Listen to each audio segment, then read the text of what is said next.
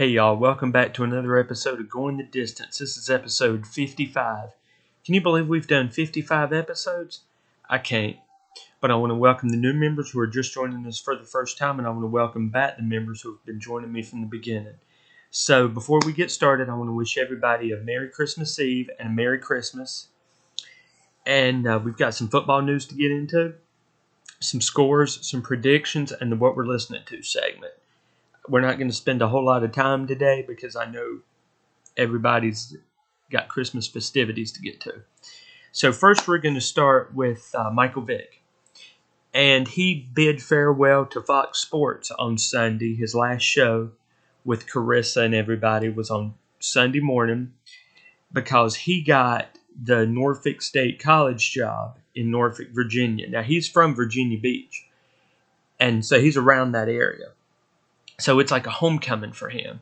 So is this going to be another Teddy Bridgewater situation? Now, I know Michael Vick isn't going to come back and play because he's been out of the league for so long. But I think, he could take Norfolk State to a championship game and maybe even win. I don't know about it the first year, but he can definitely make them contenders. Because, who's really heard of Norfolk State? And this might put Norfolk on the map. Who knows? So, wish you all the best, Michael. We'll be keeping up with you at Norfolk State. And we'll be actually start doing scores for you as the team progresses. When I get them, you guys will know. So, moving on.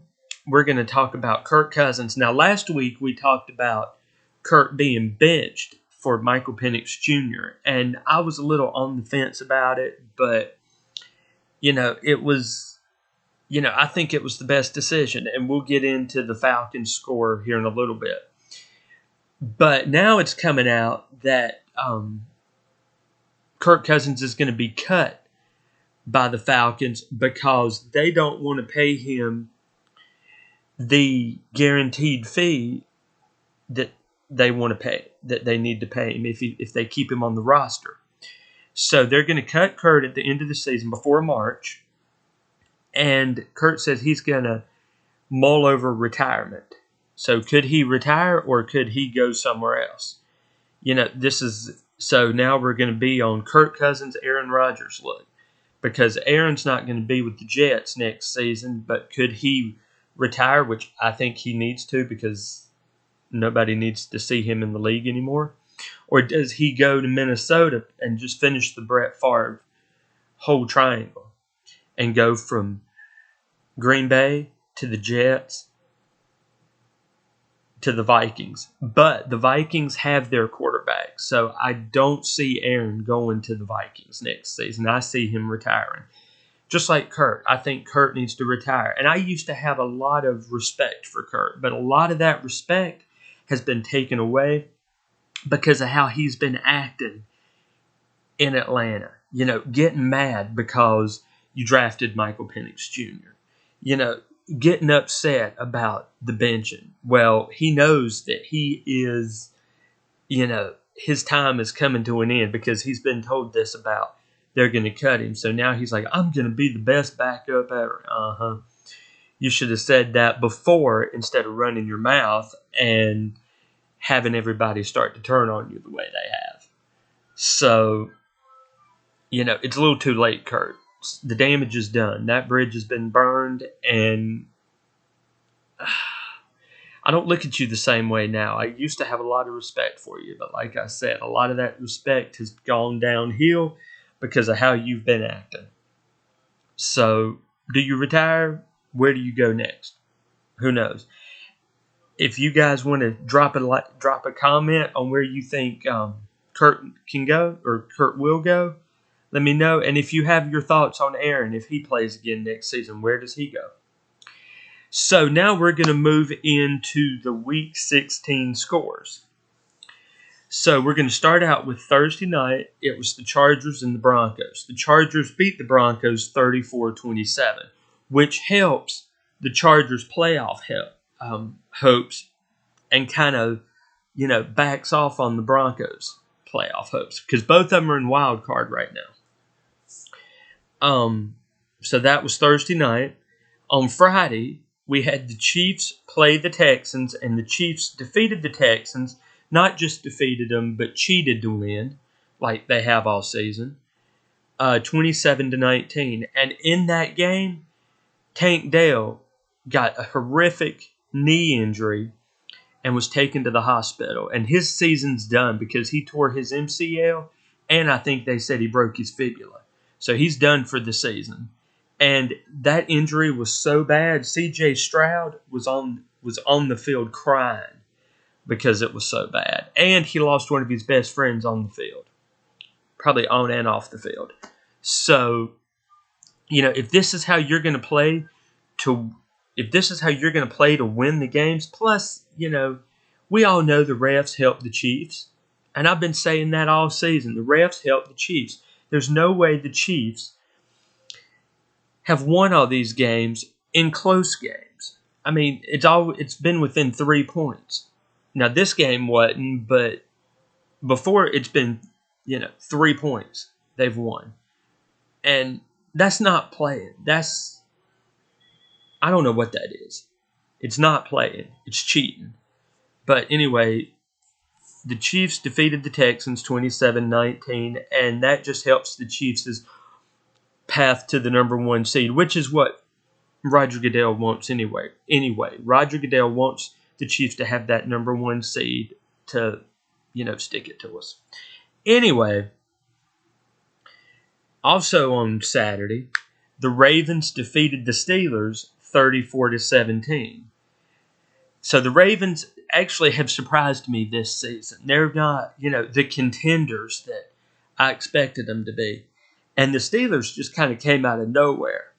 They're 10-4, and I credit all that to Russell Wilson. Now, on that subject, I've got a few things to say about this. The Steelers are 10-4. Now, I'll be the first one to tell you, I'm not a huge fan of the Steelers. Never have been, never will be. But the Steelers are in the position they're in now because of Russell Wilson. They're 10-4 because of Russell. And every game, and this is something that nags me every single game I watch with the Steelers. The commentators act like Justin Fields was the way. We signed Justin Fields to be the starter. No, you didn't. You signed Russell Wilson to be the starter, Justin Fields to be the backup, and Justin Fields is doing what he has to do as a backup. Had Justin been in all season, the Steelers wouldn't be 10-4 and going to the playoffs. Or they're probably 10-5 now with this loss. 10-4, 10-5. Obviously, I don't keep up with the Steelers, but we all know why. The point is, they're in this good position because of Russell Wilson, not because of Justin Fields. If Justin Fields was worth what everybody's expecting, he would have taken Chicago to the playoffs everybody thought he should have. He didn't. In fact, he got Sorry, I hit my computer. He was mediocre the whole time he was in Chicago. And when they traded him to Pittsburgh, I'm like, okay. So now you back up Russell Wilson. And Justin, you do back up Russell Wilson. You're not the starter. You're his backup. Commentators, remember that. Justin Fields is Russell Wilson's backup. The Steelers signed Russell Wilson to be the starter. And so he's doing his job. And he's doing a good job, too. Anyway, the Ravens defeated the Steelers 34-17. Moving on, the Falcons defeated the Giants 34-7 in Michael Penix Jr.'s debut as the Falcons quarterback. The Bengals defeated the Browns 24-6 in a must-win. If the Bengals win out and get some help, they make it to the playoffs. And honestly, I think the Bengals deserve to be in the playoffs. They've been every year since every year since but one that Joe Burrow's been in the league and went to the Super Bowl with Joe Burrow once, and again should have won that game. But they were playing the Rams in L.A. during that Super Bowl, so they couldn't have the Rams lose the Super Bowl in their home stadium. So there's that. The Redskins defeated the Eagles 36-33, but Jalen Hurts left the game in the first quarter with a concussion. Now the Eagles are another team who, the Eagles and Redskins both have are in playoff contention, and I'm thrilled that the Redskins are in playoff contention with the first year under Dan Quinn. I'm not surprised, but they're in playoff contention with Dan Quinn, with Jalen Daniels, with McLaurin. I mean, there's just a number of reasons why the Redskins deserve to be in the playoffs this year. In a shocker, the Panthers defeated the Cardinals 36-30 in overtime. Now, I remember last week I picked the Cardinals, but, I mean, that looked like a good game. 36-30 in overtime, Panthers win. And, maybe this is the start of something with the Panthers. Maybe the old Tampa coordinator is doing something right with Carolina this year. Maybe Bryce's confidence is coming back. He's getting everything. I mean, it looked like a fantastic game. I wasn't able to watch it because I was at work, but fantastic. Congratulations to you, Carolina. You've won your 4th game of the season. Anyway, Panthers defeated the Cardinals 36-30 in overtime. And by the way, this and a couple other things knocked the Cardinals out of playoff contention. The Vikings defeated the Seahawks 27-24. No big surprise there. In a shocker, in a way, with the way the score was, the Bills defeated the Patriots. Not surprised there because the Patriots are in rebuild year and the Bills are doing great. But the score of that game was 24-21. Now, that being said, the Patriots almost won because of a muffed play that occurred in the end zone. Had that play not happened, the Patriots would have won, but the Bills recovered that ball. The Patriots fumbled in the end zone. The Bills recovered it for the touchdown. So that score was 24-21 Bills, and that actually helps the Bills, inching closer to that number 1 seed. Now, I know we only have 2 games left, and the Chiefs are going to cheat their way into winning those 2 games, but hey, come playoffs, it all starts at 0 again, and the Bills could defeat the Chiefs in the playoffs, which I hope they do. That's been the nemesis all season. The Bills can beat the Chiefs in the regular season, but can't ever beat them in the playoffs. I think they have maybe once, maybe twice in the playoffs. But, I mean, it tends to be a harder game in the playoffs than it does in the regular season. Anyway, moving on. The Lions defeated the Bears 34-17. No big surprise. The Cowboys defeated the Buccaneers 26-24, which should have been the other way around. The Buccaneers should have defeated the Cowboys because that second half was full of nothing but penalties against the Bucs that shouldn't have been called, non-calls against, the refs didn't call, unnecessary roughness plays. They didn't call holding plays. They didn't call face masks. And everything the Bucs did was wrong, but everything the Cowboys did was right. And that's not the way to do it. That's not the way to play football. So, Cowboys defeated the Bucs 26-24, and the Bucs, are in playoff contention. So, the Bucs should have won that game. But instead, Jerry Jones, I'm sure, paid somebody off to win that game. And then last night, the Packers defeated the Saints 34-0. Now, that's with no Alvin Kamara. That's with no Derek Carr. And Christian Watson for the Packers got hurt. So, Derek and Alvin Kamara were out for the Saints, and Christian Watson got injured for the Packers.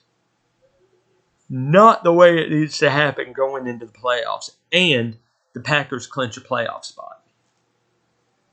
So, moving on to this next week, we're moving into week 17. Can you believe we're moving in to the last week of the season, y'all? I can't.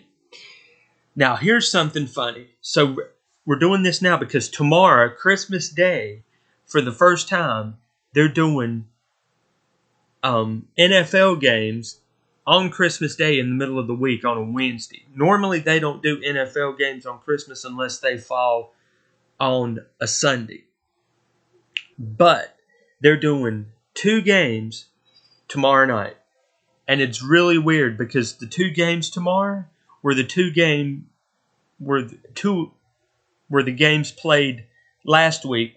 So the Ravens are traveling to the Texans.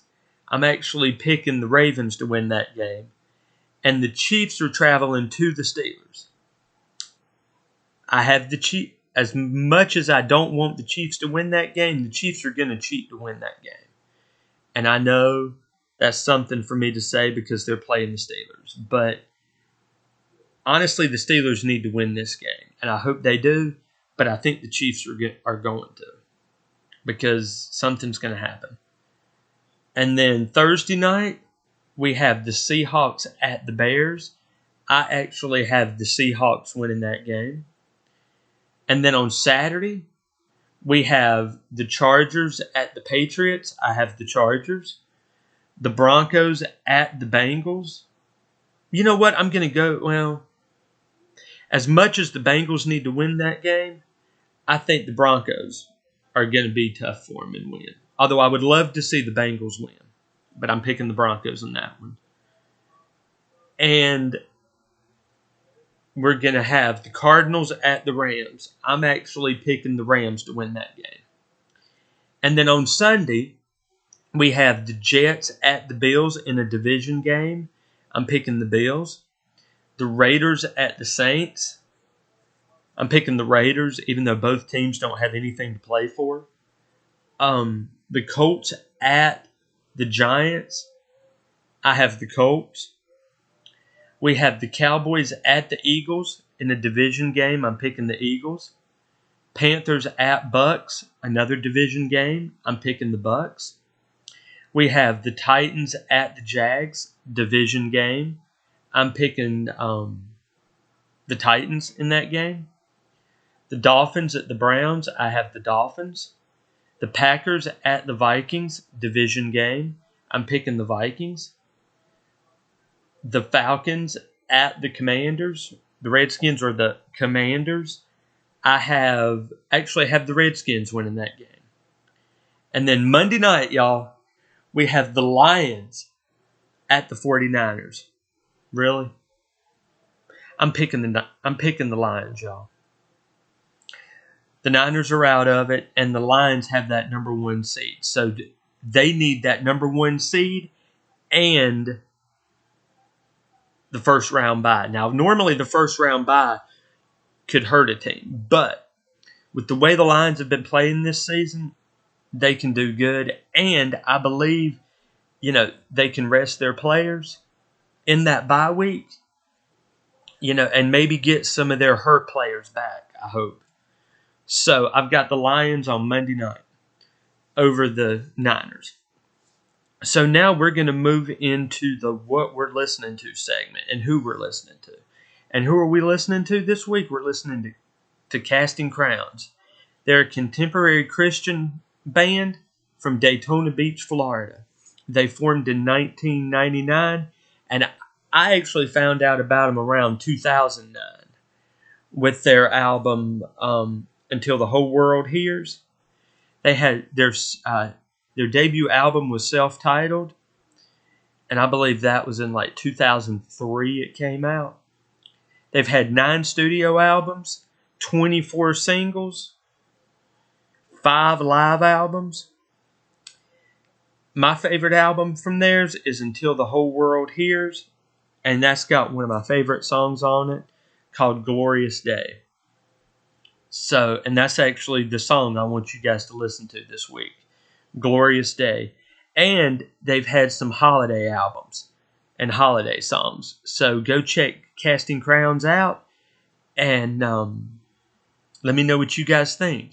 If you guys liked what you heard today, hit the thumbs up and like the video. Hit the subscribe button so you can subscribe to my channel.